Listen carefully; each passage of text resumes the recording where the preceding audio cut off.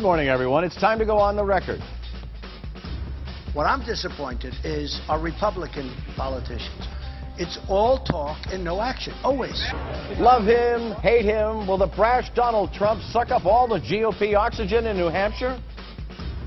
I'm not angry at anybody. I'm determined. A focused but cautious Hillary Clinton also works the Granite State, and she wasn't alone.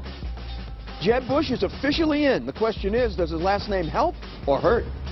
And from Beacon Hill, Senate President Stan Rosenberg is here. The Olympic makeover, the question of legalizing pot. We'll talk about it on OTR. From WCPB Boston, the inside word from Washington to Beacon Hill. Today's newsmakers are going on the record. Good morning, everyone, and welcome to OTR. Happy Father's Day. I'm Ed Harding, along with News Center 5's Janet Wu. She's our political reporter here at Channel 5. Our guest this morning is Stan Rosenberg, who holds the very powerful position as Senate President on Beacon Hill. Welcome, Mr. President. Much to discuss. Great to have you with us this morning. Happy Father's Day. Thank you very much. Thank you very much. So, very big win for you this past week. The state Supreme Court said that the Senate can freeze the state income tax at 5.15% if you decide that's the way to go, instead of bowing to a voter mandate, which would have automatically reduced it to 5%. You want to cut taxes elsewhere to make up for that money, I know, but what gives you the right to sort of ignore what voters voted for? So when the voters said they wanted to lower the income tax to 5%, the legislature at that time, about 15 years ago, set up a method for doing it. Every time we hit a certain economic trigger, it would go down 0.5%, 0.5, over and over again. We're now at 5.15. We need to go down to 5.0 over time, according to that. So that was a 15-year-ago plan. We're now in a situation where we have an enormous number of people who are struggling in the economy. And when you look at how that income tax reduction plays out, the $140 million tax cut that would come as a result of going from 5.15 to 5.10, about 2/3 of it would go to the top 20%, and the other 80% of us would share the remaining third. What the Senate simply did was to say we need to get more money into the paychecks and into the tax returns of low-income and middle-income working people. And so what we said was, let's take the same $140 million tax cut, deliver it to the voters, taxpayers, but do it differently. So basically, the lowest income and the middle income people would get a larger share. But a lot of people would say, respectfully, what gives you the right to decide who gets the pay cut, or who gets the tax cut? Well, that's tax policy is the purview of the legislature. It's in the Constitution, and the voters said we want to deliver tax relief to people, so we're delivering tax relief to the people. And you don't think that there's going to be any backlash on you as far as doing this politically? Well, there is disagreement. Some people think it's a good idea, some people think it's a bad idea, but the bottom line is we're delivering a $140 million tax cut. It's equal to the tax cut that we were required to do when we hit the trigger. And you can always revisit tax rates at any time. Let's talk about this issue can come up again later. Right now, we're trying to help working families. Let's talk about travel expenses. You're behind an investigation into international travel expenses. Where does the money come from? How it's spent? This after revelations that Deval Patrick moved money around from other accounts, apparently unbeknownst to people on Beacon Hill. My question is, how can it be unbeknownst to people on Beacon Hill?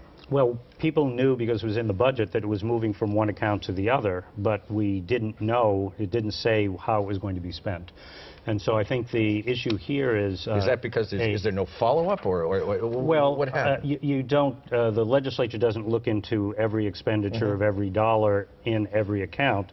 Was it moved and spent by that agency for purposes related to what their mission is? And this was within the mission, but it wasn't on point. I think the bigger issue here is you need a policy construct if you're going to do this. A lot of states invest public funds to send delegations overseas to build trade relations so they can improve the economy of their state. And Massachusetts does this, but unlike many other states, we don't actually have a policy, we don't have a program, and so there's no transparency. And so people don't know how it's happening. They don't even know that it is happening. And I think we can fix that, and we can join so many other states that have actually put a policy in place. Are the Speaker and the Governor on board with doing this? The Speaker has asked his team to take a look at this, and so we're not going to duplicate that work. I'm going to ask our folks on the Senate side to start thinking about what would a policy look like. And Senator Mark Pacheco wrote a report about 10 years ago, and he raised this very issue about a decade ago. So I'm going to ask him and some of the other members to take a look at helping us construct a policy to put forward for people to consider. Let's move to the story, the crisis that's right now hitting Massachusetts having to do with opioids. The WCVB News, as you probably know, has launched a public service campaign to sort of talk about this crisis that's sweeping across the state. Gloucester Police have initiated a new program, and they're allowing addicts to turn themselves in without repercussions to get help. Do you think this is something that should be adopted statewide? So I know that the police chief in Montague, which is one of the communities I represent, took a look at it, and he's now implementing it. There's going to be no one solution to this problem, so everybody who can give a hand to this should. Congratulations to you folks for the programming you've been doing and for the PSAs, your own PSAs, running the state's created PSAs. We need public education, we need acknowledgement that there's a problem, and we need a lot of creative thinkers to help us find But you don't want to make it solutions. a statewide mandate. You want every police station to do what they think is best. Is that what you're saying? Well, we could look at it as a statewide program. I'd be reluctant to think of it as a, quote, mandate.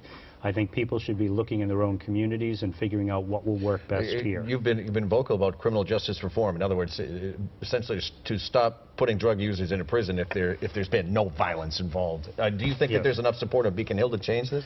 There's growing support.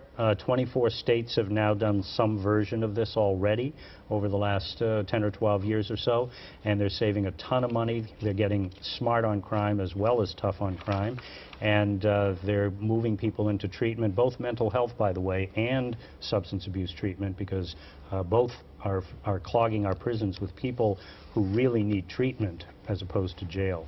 And as you say, if they're nonviolent, let's get them into treatment and help them get better so that they can function in society. You ready for the OTR pop quiz? Absolutely. Now, I brought the questions here. No, I had.